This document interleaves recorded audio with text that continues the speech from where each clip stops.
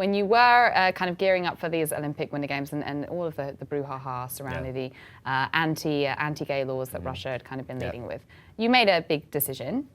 How are you feeling like a couple of weeks out after that? I mean, do you feel like it's something now that's forever going to be, openly gay Brian Boitano?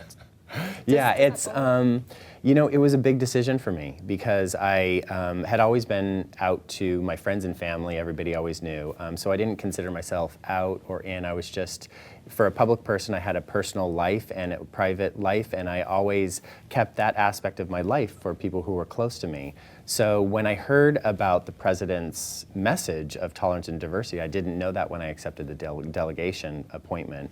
I thought, wow, I really have an opportunity to send a big message here, and I really didn't feel that I could get off the plane with the other openly gay, Billie Jean King and Caitlin Cahow being openly gay, and I really wanted to support the country and the president's message on this huge platform from country to country, president to president.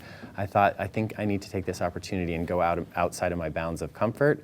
And so that's why I made the decision to do it. It was a hard decision for me, though. Why was it a hard decision? Just because I'm inherently a private person, and I always, kept that as a special side, for family and friends who knew me. And I think anyone can understand that when you're an athlete and you have other projects, on your plate, that you want to be known for your accomplishments. And being gay is just one aspect of who I am. I'm so many things, and it just happens to be one aspect. Well, so I think we had some sort of discussion about this before, and I'll share that with you. Is that people have been using that prefix like openly gay Brian Boitano. Right. Yeah. Then your gold medals kind of are a bit of an appendage. Yes. Does that kind of bother you? Does that bother you that might be how it will be for forever now? No, I think that if you were talking to me 15 years ago, it would have bothered me.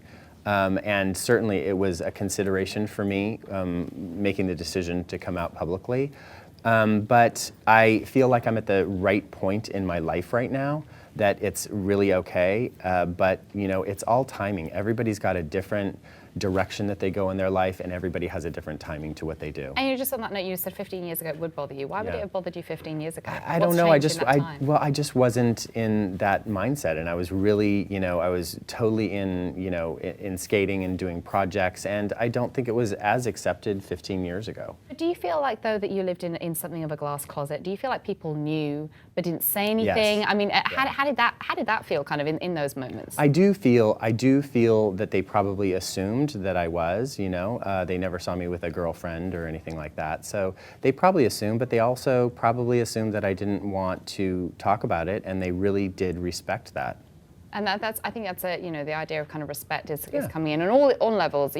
For people that are thinking today that it's easier for people in figure skating or any kind of Olympic sport to come out and to just sort of, do you feel like it is easier today, or have we reached a place where it's easier to come out? It's probably easier, but I do think that it's a challenge revealing, a private side of your life.